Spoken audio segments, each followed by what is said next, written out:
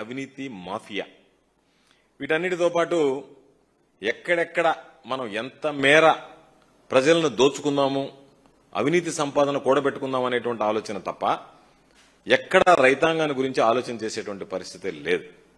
ముఖ్యమంత్రి గారేమో ఒక సెట్టింగ్ వేసుకుని రైతుల గురించి బ్రహ్మాండంగా ఉపన్యాసం ఇవ్వడం తప్ప రైతు శ్రేయస్సుని గురించి కానీ, వ్యవసాయం సంక్షోభంలో ఉంది కాబట్టి రైతుల సంక్షేమాన్ని గురించి కానీ ఏమాత్రం పట్టించుకునేటువంటి పరిస్థితి లేదు. ఒక విధంగా చెప్పాలి అంటే రైతులని అడ్డం పెట్టుకుని దోచుకున్నటువంటి ప్రభుత్వం బహుశా భారతదేశ చరిత్రలో ప్రస్తుతం ఉన్నటువంటి కూటమి ప్రభుత్వం తప్ప మరొకటి ఉండదు అనేటువంటిది ఈరోజు రైతులందరూ కూడా మాట్లాడుకునేటువంటి పరిస్థితి. అసలు ఒక్కసారి చూస్తే ఒక్క సమీక్ష కూడా జరపడం లేదంటే, ఒక పక్క అతివృష్టి అనావృష్టితో రైతులు అనేక రకాలైనటువంటి ఇబ్బందులు పడుతుంటే ఈ రాష్ట్రానికి రైతుల గురించి ఆలోచన చేసేటువంటి ముఖ్యమంత్రి ఉన్నాడా? అసలు వ్యవసాయ శాఖ మంత్రి ఉన్నాడా? ఒక శాఖను నిర్వహిస్తున్నాడా? అసలు ఈ రాష్ట్రంలో వ్యవసాయ శాఖ అనేటువంటిది పనిచేస్తుందా ఈ ప్రభుత్వంలో? ఇవన్నీ కూడా ప్రజలకి రైతులకి ప్రధానంగా వచ్చేటువంటి అనేక అనుమానాలు. ఈరోజు చూస్తే పంటలకి గిట్టుబాటు ధర లేదు అని చెప్పి మిర్చి దగ్గర నుంచి, మామిడి దగ్గర నుంచి, ప్రత్తి దగ్గర నుంచి, పొగాకు దగ్గర నుంచి, కోకో దగ్గర నుంచి, బొప్పాయి దగ్గర నుంచి ప్రతి పంటకి ఈరోజు పంటకి గిట్టుబాటు, వరి అయితే వదిలేశారు, గాలికి వదిలేశారు. మిగతా పంటలకు సంబంధించి ఎక్కడా కూడా గిట్టుబాటు ధర లేదు అంటే కనీసం స్టేట్మెంట్లు ఇవ్వడం, కొన్ని పత్రికల్లో అనుకూలమైనటువంటి పత్రికల్లో ఆహా ఓహో ఏదో జరిగిపోయిందనేటువంటి భ్రమలు కల్పించడం తప్ప ఎక్కడైనా ఈ ప్రభుత్వం రైతుల గురించి పట్టించుకుని రైతులను ఆదుకున్నటువంటి పరిస్థితి కనిపిస్తుందా? గిట్టుబాటు ధర కల్పించాలనేటువంటి ఆలోచన ఎక్కడైనా ఈ ప్రభుత్వానికి, ముఖ్యమంత్రికి ఎప్పుడైనా అనిపించిందా అనేటువంటిది ఈరోజు ప్రధానంగా రైతులు ప్రశ్నిస్తున్నటువంటి అంశం. కరువు వచ్చింది, వర్షం వచ్చింది, ఒక పక్క అతివృష్టి అనావృష్టి, ఎక్కడ ఉలుకు పలుకులేదు. అసలు ఏమి జరిగింది అనేటువంటిది కానీ, ఎక్కడ ఎంత పంట నష్టం జరిగింది, ఏ విధంగా రైతులను ఆడుకోవాలనేటువంటి ఆలోచన కానీ లేదు, కొన్ని దగ్గరలో వర్షాభావ పరిస్థితుల్లో రైతులు పంట దెబ్బతిన్నటువంటి పరిస్థితుల్లో వాళ్ళని ఏ విధంగా అండగా నిలవాలనేటువంటి ఆలోచన కానీ, ఒక సమీక్ష కానీ, దాని మీద ఫలితాలు కానీ, ఏ విధంగా రైతులను ఆదుకోవడానికి ఉన్నటువంటి యాక్షన్ ప్లాన్ కానీ, ప్రత్యామ్నాయ ప్రణాళికలు కానీ ఏమీ లేకుండా, ఏమీ పట్టించుకోకుండా ఎప్పుడో ఒకసారి ఒక సమావేశం పెట్టి రైతుల గురించి బ్రహ్మాండంగా మాట్లాడడం, పోగొట్టడం, వెళ్లిపోవడం, అనుకూలమైనటువంటి మీడియాలో పత్రికలో రాయించుకోవడం తప్ప రైతుల గురించి ఈ ప్రభుత్వం కనీసం సమీక్షించేటువంటి పరిస్థితులు కూడా లేకపోవడం అనేటువంటిది దుర్మార్గం అనేటువంటి విషయం. ఈరోజు రైతు ఆలోచనలో, ఈ ప్రభుత్వానికి సంబంధించినటువంటి ఆలోచన చేసేటువంటి పరిస్థితుల్లో అన్నదాతల గురించి ఆలోచన చేసేటువంటి పరిస్థితి, రైతు అనేటువంటి వాడు ఈ రాష్ట్రంలో ఉన్నాడు అని చెప్పి కనీసం రైతుల గురించి ఆలోచన చేసేటువంటి పరిస్థితి లేనిటువంటి దురదృష్టకరమైనటువంటి దుర్మార్గమైనటువంటి ప్రభుత్వం ఏదన్నా ఉందంటే ప్రస్తుతం నడుస్తున్నటువంటి కూటమి ప్రభుత్వం.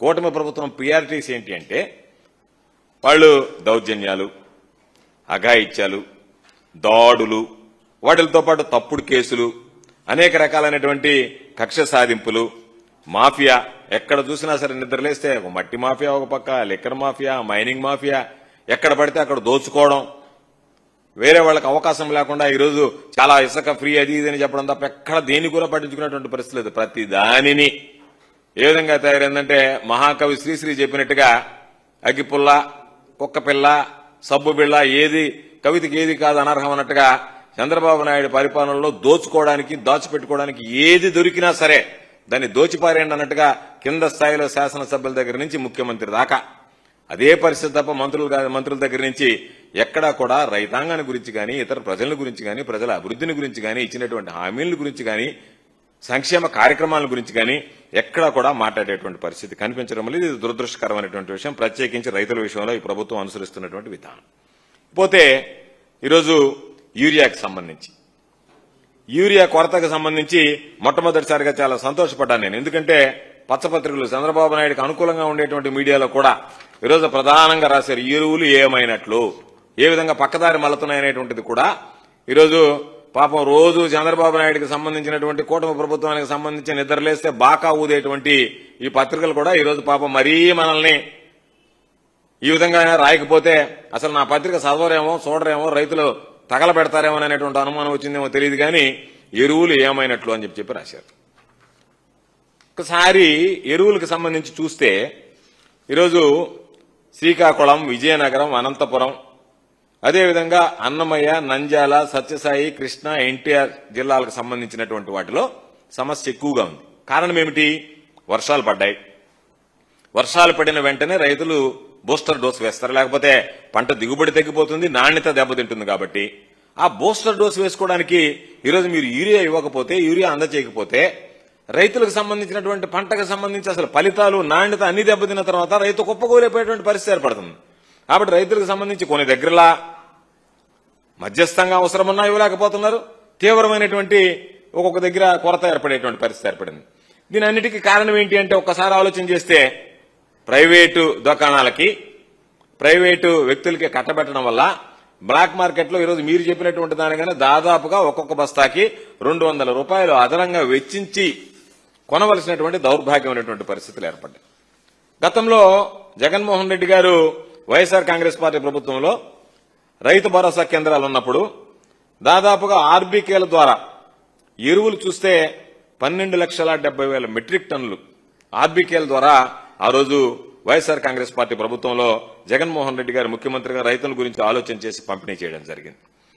ఈరోజు విత్తనాలకు సంబంధించి కానీ, క్రిమి సంహారక మందులు కానీ ఏది అవసరమైనా సరే రైతు గ్రామం దాటి బయటకు వెళ్లాల్సినటువంటి అవసరం లేకుండా ప్రతిదీ కూడా రైతు భరోసా కేంద్రాల ద్వారానే రైతు ఈరోజు అన్ని రకాలైనటువంటి యూరియాల దగ్గర నుంచి ప్రతి ఒక్కటి కూడా, ఎరువుల దగ్గర నుంచి ప్రతి ఒక్కటి కూడా పొందేటువంటి అవకాశం ఏర్పడింది. ఈరోజు వాటన్నింటినీ పక్కన పెట్టి దాదాపుగా ఈరోజు ఏ రోజైతే మనం రైతులకి గ్రామంలో యూరియా అందించామో గరిష్టంగా 50 రూపాయల వరకు రైతులకు ఆదాయం వచ్చింది. 30 రూపాయల నుంచి 50 రూపాయల వరకు ఒక బస్తాకి సంబంధించినటువంటి ట్రాన్స్పోర్టేషన్ ఛార్జెస్, వీటన్నిటితో పాటు పని మానుకుని రైతు పాపం బయటకు వెళ్లి తెచ్చుకోవాల్సినటువంటి అవసరం లేకుండా, దుస్థితి లేకుండానే ఆ రోజు ఇవ్వడం జరిగింది. ఆ రోజు నేను వ్యవసాయ శాఖ మంత్రిగా ఉన్నాను, నా ముందు కన్నబాబు గారు వ్యవసాయ శాఖ మంత్రిగా ఉన్నారు. ఎవరున్నా సరే రైతులకు సంబంధించి యూరియా విషయంలో ఎక్కడన్నా ఏదన్నా ఇటువంటి విపత్కర పరిస్థితులు వస్తాయేమోనని ప్రతి జిల్లాలో బఫర్ స్టాక్ మెయింటైన్ చేయడం జరిగింది. యూరియా నిల్వలు గబక్కన ఏదన్నా ఒకవేళ అవసరం అనుకుంటే వెంటనే తక్షణమే యూరియా అందజేయడానికి ఆ రోజు బఫర్ స్టాక్స్ ఏర్పాటు చేశాం. ఈరోజు చూస్తే దాదాపుగా ఒకసారి లెక్క వేస్తే 80 కోట్ల రూపాయల వరకు రైతులకు ఆదా అయిందనేటువంటిది ఒక ప్రాథమిక అంచనా ఉంది. కాబట్టి ఈరోజు మార్కెట్ ద్వారా చూస్తే ఈరోజు బఫర్ స్టాక్స్ లేదు. రైతు సేవా కేంద్రాలంటే అవి కేవలం మొక్కుబడిగా మారిపోయే తప్ప వాటి గురించి పట్టించుకునేటువంటి పరిస్థితి లేదు, వాటి గురించి ఆలోచన చేసేటువంటి పరిస్థితి లేదు. వాటి ద్వారా ఎరువులు, పురుగు మందులు కానీ ఏది కూడా ఇవ్వకుండా ఈరోజు వాటిని దాదాపుగా రైతులను ఏ విధంగా సంక్షోభంలోకి నెట్టేశారో రైతు సేవా కేంద్రాలు కూడా ఈరోజు సంక్షోభంలోకి వెళ్లినటువంటి పరిస్థితి ఏర్పడింది. కాబట్టి ఈరోజు ప్రధానంగా పాపం రైతులు యూరియా విషయంలో ఏమీ చెయ్యలేక ప్రైవేటు వ్యాపారస్తుల దగ్గరికి పోవాల్సి వచ్చింది. ఈరోజు రాష్ట్రానికి సంబంధించినటువంటి యూరియా ఏదైతే ఉందో, కేటాయించినటువంటి యూరియాలో సగభాగం కూడా రాష్ట్రానికి చేరలేదు అని చెప్పి జాతీయ పత్రికల్లో కూడా ఈరోజు వార్తలు ప్రధానంగా వచ్చాయి. ఈరోజు యూరియా ప్రధానమైనటువంటి పంపిణీలో కీలకమైనటువంటిది కేంద్రమే. అక్కడ ఇక్కడ కూటమి ప్రభుత్వం ఉన్నప్పుడు, మీ ప్రభుత్వమే కేంద్రంలో ఉన్నప్పుడు, రైతులకు సంబంధించి కేటాయించినటువంటి ఎరువులను తీసుకొచ్చి రైతులకు ఇవ్వాల్సినటువంటి బాధ్యత మీ మీద ఉన్నప్పుడు వాటి గురించి పట్టించుకోకుండా ఈరోజు ఖరీఫ్ సీజన్ ప్రారంభమై వరి సాగు ప్రధాన పంటగా ఈరోజు సాగు చేస్తుంటే రైతులు యూరియాకి గణనీయమైనటువంటి డిమాండ్ పెరిగినటువంటి నేపథ్యంలో ఏమాత్రం ఆలోచన చేయకుండా ప్రైవేటు వ్యక్తులకు కట్టబెట్టి, డీలర్లకు దోచిపెట్టి వాళ్ల ద్వారా మీరు ముడుపులు తీసుకుని ఈరోజు రైతులకు పాపం 200 రూపాయలు, 300 రూపాయలు బస్తా మీద అదనంగా చెల్లించాల్సినటువంటి దుస్థితి ఏర్పడింది. అంటే దీనికి ఎవరు బాధ్యత వహించాలి అనేటువంటిది చంద్రబాబు నాయుడు గారు రైతాంగానికి సమాధానం చెప్పాల్సినటువంటి అవసరం ఉంది. ఈరోజు పాపం పడిగాపులు కాస్తున్నారు, ఎండలో క్యూలో నిలబడుతున్నారు, వర్షాలు తడుస్తున్నారు. ఎప్పుడైనా వైఎస్ఆర్ కాంగ్రెస్ పార్టీ ప్రభుత్వంలో మా నాయకుడు జగన్మోహన్ రెడ్డి గారు ముఖ్యమంత్రిగా ఉన్నప్పుడు రైతులు క్యూ ఎక్కి గాని లేదా మాకు విత్తనాలు, యూరియా దొరకలేదని చెప్పి మాట్లాడినటువంటి సందర్భాలు లేకుండా చేశాం. గతంలో చంద్రబాబు నాయుడు ఏ రోజు ముఖ్యమంత్రిగా ఉన్నా సరే 2014-19 మధ్య పాపం చనిపోయినటువంటి సందర్భాలు ఉన్నాయి క్యూలో నిలబడి. అటువంటి పరిస్థితుల్లో ఈరోజు జగన్మోహన్ రెడ్డి గారు వచ్చిన తర్వాత ప్రతి ఒక్కటి ఆకలింపు చేసుకుని రైతులకు ఉన్నటువంటి సమస్యల్ని ఏ విధంగా మనం చేయాలనేటువంటి ఆలోచన చేసి ప్రతి దాని మీద దృష్టి పెట్టి రైతు భరోసా కేంద్రాల ద్వారా వన్ స్టాప్ సొల్యూషన్ అని చెప్పి ప్రతి దానికి కూడా ప్రతి విధంగా కూడా ఈరోజు రైతులకు అండగా నిలవడం జరిగింది. ఒక్కసారి చూస్తే ఈరోజు పాపం కట్ట యూరియా దొరకలేదు అని చెప్పి మీడియాలో రైతులు వాపోయేటువంటి పరిస్థితి ఉంది. దాని ప్రకారం చూస్తే ఈ సీజన్ కి సంబంధించి 16,76,000 టన్నులు, ఈ సీజన్ కి సంబంధించి 16,76,000 టన్నులు అవసరం అని చెప్పి ప్రభుత్వమే ఒక నివేదిక తయారు చేయడం జరిగింది. అయితే ఒక పక్క 16,76,000 ఉన్న అవసరం, సమర్థంగా ఉన్నాయి, సమృద్ధిగా ఎరువులు ఉన్నాయని చెప్పి వ్యవసాయ శాఖ విభాగానికి సంబంధించినటువంటి అధికారులు, మంత్రి, ముఖ్యమంత్రి అందరూ మాట్లాడుతున్నా ఈరోజు మరలా ప్రభుత్వం ఒక పక్క మా దగ్గర 6,45,000 టన్నులే అని చెప్పి అంటే కాంట్రడిక్టరీ స్టేట్మెంట్స్. ఒకసారి ఎరువులు సమృద్ధిగా ఉన్నాయంటారు, 16,76,000 టన్నులు అవసరం అంటారు, మళ్ళీ మా దగ్గరకు వచ్చినప్పటికి 6,45,000 టన్నులు మాత్రమే నిల్వ ఉంది అని చెప్పారు. తీరా చూస్తే రైతు సేవా కేంద్రాల ద్వారా ఎంత పంపిణీ చేశారంటే 65,000 టన్నులు. 16,76,000 టన్నుల అవసరంలో 65,000 టన్నులు మాత్రం రైతు సేవా కేంద్రాలతో చేశారు. మార్కెట్కు సంబంధించినటువంటి గోడౌన్లకు సంబంధించి చూస్తే దాంట్లో 55,000 టన్నులు నిల్వ ఉంచారు. అంటే నామమాత్రంగా 1,20,000 టన్నులు మాత్రం నిల్వ ఉంచి దాదాపుగా 15,50,000 టన్నులకు సంబంధించినటువంటి వాటిల్లో మీరు ఎక్కడికి పంపించారు, ఏ హోల్సేలర్కి ఇచ్చారు, ఏ విధంగా మీరు వ్యాపారం చేస్తున్నారు, ఏ విధంగా మీరు దోచుకుంటున్నారు, రైతులకి అసలైనటువంటి రేటుకి లాభం లేకుండా ఇచ్చేటువంటి సొసైటీలు, రైతు సేవా కేంద్రాలు, మార్కెట్కు సంబంధించినటువంటి సప్లైలు పక్కన పెట్టి ఈరోజు మీరు నేరుగా ప్రైవేట్ డీలర్లకు ఇచ్చి ఆ డీలర్ల దగ్గర మీరు ముడుపులు తీసుకునేటువంటి ఆలోచన మీకు లేకపోతే, రైతులను ఇబ్బంది పెట్టి రైతు సంక్షేమం మీరు కోరుకునేటువంటి వాళ్ళైతే, రైతులకి అదనపు ధర లేకుండా రైతులకు ప్రభుత్వం ఏదైతే మనం నిర్దేశించినటువంటి ధర ప్రకారం ఇవ్వాల్సినటువంటి దాన్ని 266 రూపాయల 50 ఇవ్వాల్సినటువంటి యూరియాని ఈరోజు మీరు దాదాపుగా 350 నుంచి 450 రూపాయలకు పైగా అమ్ముకుంటున్నారు అంటే రైతులను ఏ విధంగా దోచుకుంటున్నారు వ్యాపారస్తులు, మీరు తీసుకుంటున్నటువంటి చర్యలు ఏంది, మీ సమీక్షల సారాంశం ఏంది అనేటువంటిది ఎక్కడా కూడా కనిపించినటువంటి పరిస్థితి లేదు. కాబట్టి ఈరోజు అనేక రకాలుగా వరదలు వచ్చే ఒక పక్క, ముంపులో ఒక పక్క, వాటికి సంబంధించినటువంటిది ఏదన్నా ఆదుకున్నారా అంటే ఎక్కడా రైతుల గురించి మీరు ఆదుకున్నటువంటి పరిస్థితి లేదు. చంద్రబాబు నాయుడు రైతు భరోసా అంతకుముందు ఉన్నటువంటి పథకానికి అంటే చంద్రబాబు నాయుడికి ఎప్పుడు కూడా ఒక్కటే గుర్తుంచుకోండి, కొత్త పథకాల ఆలోచన రావు, కాపీ కొట్టడం తప్ప. మన దగ్గర జగన్మోహన్ రెడ్డి గారి పథకాలని కాపీ కొట్టాడు, పక్కన కర్ణాటక తెలంగాణలో ఉన్నటువంటి వాళ్ళు ఏదన్నా ఇచ్చినటువంటి పథకాలను కాపీ కొట్టాడు, మొత్తం మీద ప్రజలను మోసం చేయాలనేటువంటి ఆలోచనతో అన్ని అనౌన్స్ చేశాడు, ప్రకటించాడు. అధికారంలోకి వచ్చిన తర్వాత అన్ని కన్వీనియంట్ గా మర్చిపోయి అదేమన్నా అంటే సూపర్ 6 సూపర్ హిట్ చెప్పుకోవడానికైనా సిగ్గుండాలి, మాట్లాడడానికైనా కొంత ఆలోచన ఉండాలి. ఒరే మన ముఖాన ఏదన్నా ప్రజలు నవ్వుతారేమో మన ముఖం చూసి ఇటువంటి మాటలు మాట్లాడితే మనం ముఖ్యమంత్రి స్థాయిలో చేయలేకపోయినా కూడా చెప్పుకోకుండా అన్ని చేసేసానని చెప్పుకునేటువంటి నిస్సిగ్గుగా ఎక్కడా కూడా భయపడకుండా కన్ను ఆర్పకుండా అబద్ధం చెప్పడం మామూలుగా కూడా కాదు, అంటే కాన్ఫిడెంట్ గా అంటే జనాలు అయ్యో ఇచ్చాడా అని ప్రజలకి అనుమానం కలిగేటువంటి పరిస్థితి ఏర్పడుతుంది. పాపం చంద్రబాబు నాయుడు మాట్లాడే విధానం వాళ్ళకం చూస్తుంటే ఈరోజు రైతు భరోసా చూస్తే జగన్మోహన్ రెడ్డి గారు ముఖ్యమంత్రిగా ఉన్నప్పుడు సమర్థవంతంగా ఏదైతే హామీ ఇచ్చినటువంటి ప్రకారం రైతు భరోసా అందించారు, ఇచ్చిన దానికన్నా భిన్నంగా అమలు అధికంగా ఇవ్వడం జరిగింది. చంద్రబాబు నాయుడు దిగిపోయేటప్పుడు జగన్మోహన్ రెడ్డి గారు ముఖ్యమంత్రి అయ్యేటప్పుడు కేవలం ఖజానాలో 100 కోట్ల రూపాయలు మాత్రం మిగిల్చిపోయారు. అటువంటి పరిస్థితుల్లో కూడా 2019 నుంచి 2024 వరకు 4 విడతల్లో 12,500 లెక్కన 50,000 ఇస్తానని చెప్పినటువంటి జగన్మోహన్ రెడ్డి గారు అధికారంలోకి వచ్చిన తర్వాత దాన్ని 13,500కి పెంచి 5 విడతలకు పొడిగించి 50,000 మీ చేతిలో పెడతానని హామీ ఇచ్చి 67,500 రూపాయలు రైతుల చేతిలో పెట్టినటువంటి ఘనత, రైతులకు అడగాల్సినటువంటి ఘనత ఆనాటి ముఖ్యమంత్రి వైఎస్ జగన్మోహన్ రెడ్డి గారిది అని చెప్పి ఈ సందర్భంగా తెలియజేస్తున్నాం. ప్రతి ఒక్కటి కూడా ఏ రోజు పంటల ఖరీఫ్ ప్రారంభమవుతుంది, ఏ రోజు రబీ ప్రారంభమవుతుంది, ఏ విధంగా రైతులకు సంబంధించినటువంటి పెట్టుబడి సహాయం ఇవ్వాలి, దాన్ని ఏ విధంగా మనం వాళ్ళకి తీసుకెళ్లాలనేటువంటి దానికోసం ముందుగానే క్యాలెండర్ విడుదల చేసేటువంటి పరిస్థితి. దాని ప్రకారం ఎప్పుడెప్పుడు ఎంతెంత ఇస్తామని చెప్పి ఈ మహానుభావుడు వచ్చాడు, రైతులకు సంబంధించి 20,000 ఇస్తానన్నాడు. ఆ రోజు ఏ నోటితో అయితే మీరు సాధారణంగా మేము చెప్పాం డెవల్యూషన్ ఆఫ్ ఫండ్స్ అనేటువంటిది కేంద్ర రాష్ట్ర ప్రభుత్వాలు 2 కలిపి ఇచ్చేదని. ఆ రోజు నువ్వేం చెప్పావు, లేదు వాళ్ళు ఇచ్చేది సపరేటు, మీరు ఇవ్వాల్సింది అదనం, నేను ముఖ్యమంత్రిని అయితే కేంద్ర ప్రభుత్వ సాయంతో సంబంధం లేకుండా 20,000 ఇస్తానని అదే నోటితో మాట్లాడాం. ఏ నోటితో అయితే జగన్మోహన్ రెడ్డి గారిని ఆ రోజు విమర్శించావో, ఏ నోటితో అయితే కేంద్ర ప్రభుత్వంతో సంబంధం లేకుండా నేను 20,000 రూపాయలు రైతుల చేతిలో పెడతానని చెప్పి మాట్లాడావో, బాబు షూరిటీ భవిష్యత్ గ్యారంటీ అని చెప్పి ఈరోజు బాండ్లు పంచావో, ఆ బాండ్లో జూన్ నుంచే నేను మొదలు పెడతానని చెప్పావో, అదే నోటితో ఈరోజు మరలా కేంద్ర ప్రభుత్వం ఇచ్చేటువంటి 6,000కి నేను 14,000 రూపాయలు కల్పిస్తాను అని చెప్పు. సరే, చచ్చిన వాడి పెళ్లికి వచ్చిందే కట్నం అనుకున్నారు పాపం రైతులు. ఏదో వేశారు, ఓట్లు వేశారు, గెలిచారు. కాబట్టి ఏదో ఒక విధంగా దీనికి సంబంధించినటువంటిదంటే 1 సంవత్సరం పూర్తిగా ఎగ్గొట్టాం. అసలు ఇచ్చినటువంటి పాపాన పోలే.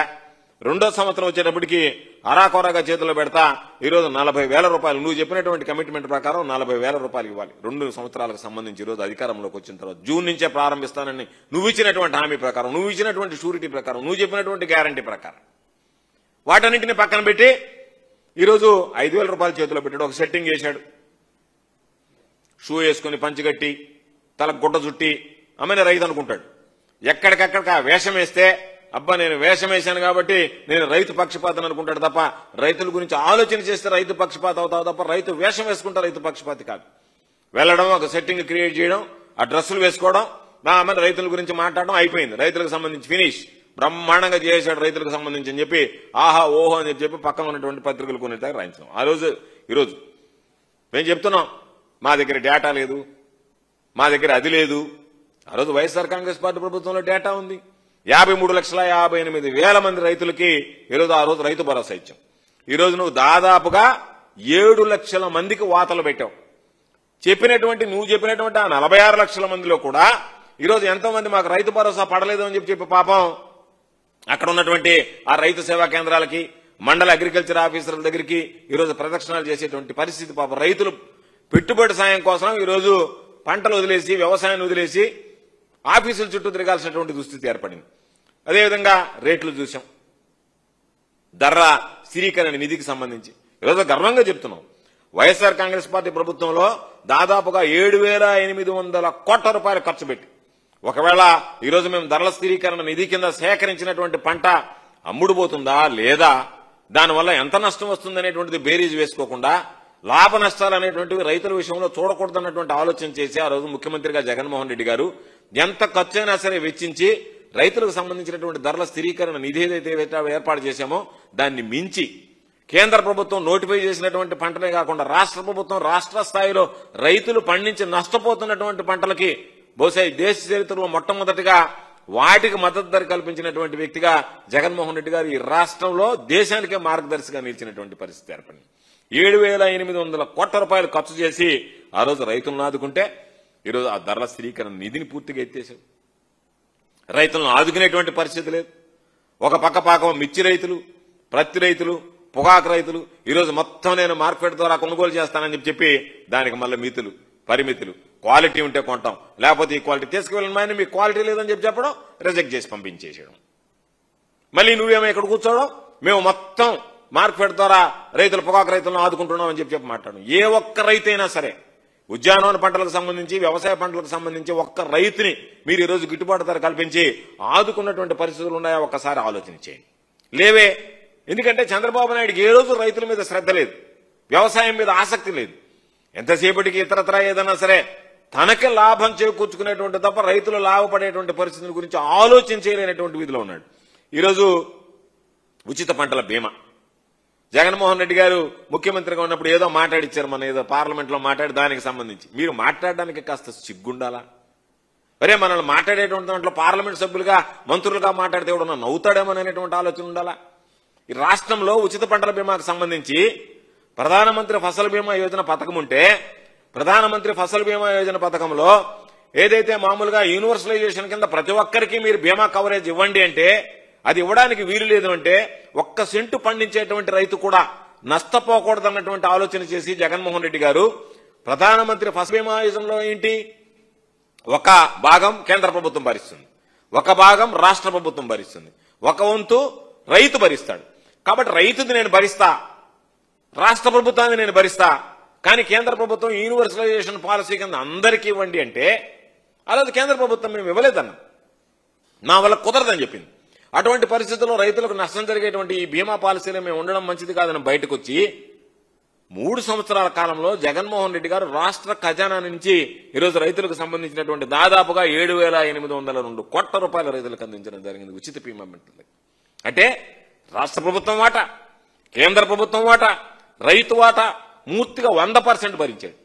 కాబట్టి ప్రధానమంత్రి ఫసల్ బీమా యోజనలో లేకపోయినా రైతులకు నష్టం జరుగుతుందని బాధ్యత తీసుకుని రాష్ట్ర ప్రభుత్వం ద్వారా చెల్లింపులు చేస్తే ఆ మంత్రి ఏదో అక్కడ చదివాడని చెప్పి మేము చెప్పలేదా, 5 సంవత్సరాల్లో క్రమం తప్పకుండా ఒక్కొక్కసారి 3,000 కోట్ల రూపాయలు, 2,987 కోట్ల రూపాయలు చంద్రబాబు నాయుడు జన్మలో ఇచ్చున్నాడు. ఆ మాత్రం ధైర్యంగా చెప్పగలం.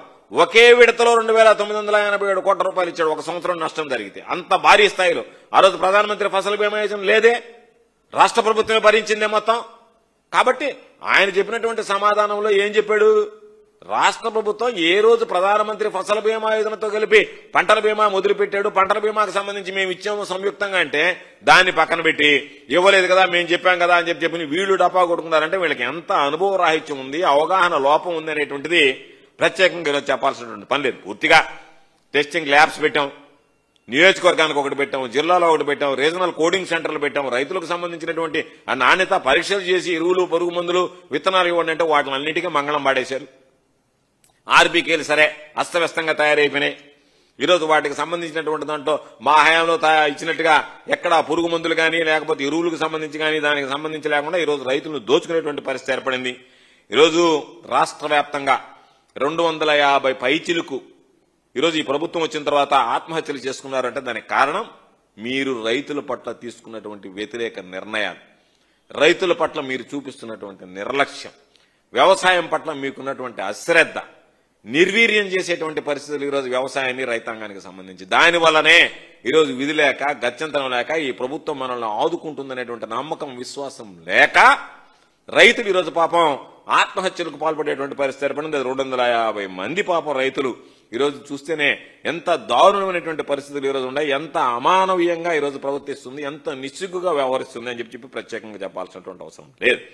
కాబట్టి ఈరోజు ఒక్కసారి చూస్తే వ్యవసాయ రంగానికి సంబంధించి ఈరోజు పూర్తిగా మూసేసినటువంటి పరిస్థితుల్లో మరలా చెప్తున్నాం, జగన్మోహన్ రెడ్డి గారి ప్రభుత్వంలో, వైఎస్ఆర్ కాంగ్రెస్ పార్టీ ప్రభుత్వంలో రైతులకు సంబంధించి ఒక సువర్ణ అధ్యాయం.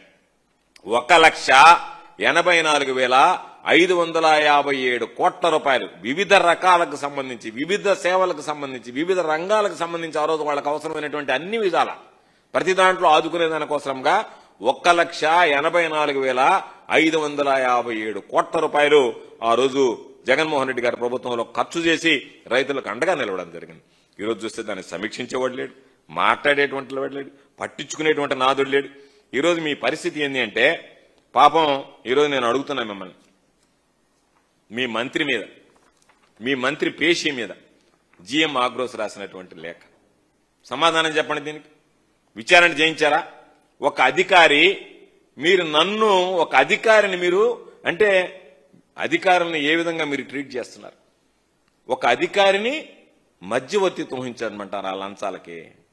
ఎప్పుడన్నా విన్నామా? చూడటం కాదు, అసలు విన్నామా ఇటువంటి కథనాలు? ఇటువంటి ఎప్పుడన్నా ఇంత స్థాయిలో అవినీతి, రైతులను అడ్డం పెట్టి దోచుకోవడం కాకపోతే అంటే రైతులకు ఇచ్చేటువంటి యంత్రాలలో నాణ్యమైనటువంటి యంత్ర సామగ్రి ఇవ్వకుండా మీరు లోపాయకారతనంగా వాళ్ళ దగ్గర తక్కువ రేటు కొని మీరు ఎక్కువ రేటు మింగడానికి, రైతుల దగ్గర నుంచి సంబంధించినటువంటి వాళ్ళకి వ్యవసాయ పరికరాలు ఏదైతే ఫార్మ్ మెకనైజేషన్ కింద ఇస్తారో వాటిల్లో నాసి రకమైనటువంటి యంత్రాలు సరఫరా చేసి వాటిలో మీరు డబ్బులు కొట్టేయడానికి, రైతులను మోసం చేయడానికి అధికారులను ఉపయోగిస్తే ఆ అధికారి రాసినటువంటి రాత చూస్తేనే ఈ కూటమి ప్రభుత్వానికి సిగ్గు రావాలి, కనువిప్పు కలగాల. రైతుల విషయంలో ఏ విధంగా వ్యవహరిస్తున్నారు? ఏమి రాశాడు పాపం ఆయన? I was called by the officer on special duty, OSD of the Honorable Minister for Agriculture and Allied Sectors, Pechi, and was directed to act as an intermediary between the Pechi and certain manufacturers in connection with certain omissions and commissions. ఎంత దారుణమైనటువంటి లేఖ ఇది! ఒక ఉద్యోగి నేను చెయ్యలేను అంటే నన్ను బదిలీ చేశారు ఇక్కడి నుంచి అని చెప్పి ఆవేదనతో రాసుకున్నటువంటి లేఖ. దీని మీద విచారణ జరిపించేటువంటి ధైర్యం లేదు. వాస్తవానికి దీని మీద విచారణ జరిపించి వెంటనే వ్యవసాయ శాఖ మంత్రిని తొలగించాలి. మిగతా మంత్రులకు కనువిప్పు కలగాల. అరే, ఈ ప్రభుత్వంలో అవినీతి జరిగితే కనీసం చర్యలు ఉంటాయని చెప్పి మీరు అందరూ కలిసి ఉమ్మడిగా దోచుకుంటున్నారు. కాబట్టి ఆ దోచుకునేటువంటి పరిస్థితుల్లో ఈ విధంగా పాపం ఒక అధికారి తన పత్రికలో వచ్చినటువంటిది కాదు, వాస్తవం లేఖ, ఒక అధికారి రాసినటువంటి లేఖ తన బాధని వ్యక్తం చేశాడు. పాపం నన్ను ట్రాన్స్ఫర్ చేశారు, ఇదిగో ఇది కారణం అని చెప్పి రాస్తే దాని మీద విచారణ లేదు. విచారణ చేసేటువంటి ఓపిక, సమయం, విచారణ చేయాలనేటువంటి ఆలోచన లేదు. ఎందుకంటే రైతుల మీద మీకు ఉన్నటువంటి నిర్లక్ష్యం, అశ్రద్ధ, వ్యవసాయం అంటే మీకు అంటరాని వాళ్ళుగా రైతులను భావించేటువంటి ప్రభుత్వం రైతులను అడ్డం పెట్టుకుని, రైతులను ఉపయోగించుకుని దోచుకోవడానికి ప్రయత్నం చేస్తుంది తప్ప ఈ విధంగా రైతుల గురించి ఆలోచన చేసేటువంటి పరిస్థితి లేదు. కాబట్టి తప్పనిసరిగా మేము మరలా ఈ ప్రభుత్వాన్ని డిమాండ్ చేస్తున్నాం. తక్షణమే ఈ రోజు ఉన్నటువంటి సమస్యలు ఏదైతే ఉన్నాయో వరదలు వచ్చాయి, ఒక పక్క అతివృష్టి ఉంది, ఒక పక్క అనావృష్టి ఉంది, రైతులు ఇబ్బందులు పడుతున్నారు, తీవ్రమైనటువంటి ఆవేదనలో ఉన్నారు, ఆందోళన చెందుతున్నారు. కాబట్టి తక్షణమే రైతులకు మీరు కేంద్ర ప్రభుత్వం మీ ఆధీనంలోనే ఉంది, చంద్రబాబు నాయుడు కేంద్రంలో కూడా చక్రం తిప్పుతున్నాడు, ఆయన దాకా సెకండ్ హ్యాండ్ కూడా తయారైంది ఇప్పుడు ఆయనకి. పాపం రెండో ఆయన కూడా చిన్నబాబు కూడా పోయి పాపం అందరు మంత్రులందరినీ సుడిగాలి పర్యటనలు చేస్తున్నారు. కాబట్టి ఒకటికి ఇద్దరు ఉండారు, మళ్ళీ మూడో ఆయన ఒక ఆయన ఉన్నాడు మీకు మళ్ళీ భాగస్వామి. కాబట్టి ఇంత పెద్ద కూటమి, ఇంత పెద్ద నాయకులు మిమ్మల్ని చూస్తేనే, మీ స్టేచర్ చూస్తేనే ఢిల్లీ దడదడలాడిపోయేటువంటి పరిస్థితి అంటున్నారు, అంత అనుభవం ఉన్నటువంటి వాళ్ళు. కాబట్టి మీరు రైతులకు సంబంధించి ఎంత గలీజ్గా ఉంది మీరు చేసేటువంటి పనులు, రైతులను అడ్డం పెట్టి దోచుకోవడం, రైతులకు సంబంధించి యూరియా ఇవ్వలేకపోవడం. కాబట్టి ఇప్పటికైనా రైతులకు సంబంధించినటువంటి దాంట్లో యూరియాకు సంబంధించి వెంటనే ఆ కొరత తీర్చండి, రైతాంగాన్ని ఆదుకోండి. వరదలకు సంబంధించి పంట మునిగింది ఎంతైతే ఉందో దాన్ని వాస్తవిక అంచనాలు, వాస్తవానికి భిన్నంగా మీరు తగ్గించి చూపేటువంటి ఏర్పాట్లు చేయకుండా వాస్తవిక దృష్టిని అందులో పెట్టుకుని దానికి సంబంధించినటువంటి బకాయిలు పడ్డటువంటి బీమా కానీ ఈ రోజునటువంటి, ఎందుకంటే ఉచిత పంటల బీమా అనేటువంటిది అటకెక్కిపోయింది. కాబట్టి రైతుని ఏ విధంగా ఆదుకుంటారనేటువంటి దాని మీద కొన్ని దగ్గర కరువు ఛాయలు ఉన్నాయి, కొన్ని దగ్గర పంటలకు సంబంధించి వరదలు వచ్చాయి. కాబట్టి దాని గురించి ఆలోచన చేయండి. రైతులకి ఎగ్గొట్టినటువంటి, న్యాయంగా ఇవ్వాల్సినటువంటి తగ్గించి ఇవ్వడము, పాపం రైతుల్ని సంబంధించినటువంటి దాంట్లో వాళ్ళకి అన్యాయం చేసినటువంటి ఏదైతే రైతు భరోసాని అన్నదాత సుఖీభవ అన్నాడు అనుకో, చంద్రబాబు సుఖీభవ అన్నట్టు ఉంది తప్ప అన్నదాత సుఖీభవ అన్నట్టుగా పరిస్థితి లేదు. కాబట్టి చంద్రబాబు ఆలోచన అంతా ఎట్టుందంటే అన్నదాత ఏ విధంగా మట్టి కొట్టుకుపోయినా పర్లేదు కానీ నేను నా కుటుంబం చంద్రబాబు సుఖీభవ అంటే చాలన్నట్టుగా ఆలోచన చేస్తున్నాడు తప్ప అన్నదాత సుఖీభవ అనేటువంటిది మాటకు పరిమితమైంది తప్ప అన్నదాతల గురించి ఆలోచన చేసేటువంటి పరిస్థితి లేదు. కాబట్టి మరలా ఇప్పటికైనా బుద్ధి తెచ్చుకుని ఏదైతే గతంలో ఆర్బీకేల ద్వారా పంపిణీ చేసేటువంటి వ్యవస్థ ఉందో సమృద్ధిగా అదేవిధంగా పంపిణీ చేస్తారని చెప్పి డిమాండ్ చేస్తూ ఇప్పటికైనా సరే మీ మంత్రులు చేస్తున్నటువంటి అవినీతి కార్యక్రమాల మీద దృష్టి పెట్టి వాటిని నివారించేటువంటి ప్రయత్నం, రైతులను ఆదుకునేటువంటి ప్రయత్నం చేస్తే బాగుంటుందని చెప్పి ఈ ప్రభుత్వానికి నేను విజ్ఞప్తి చేస్తున్నాను.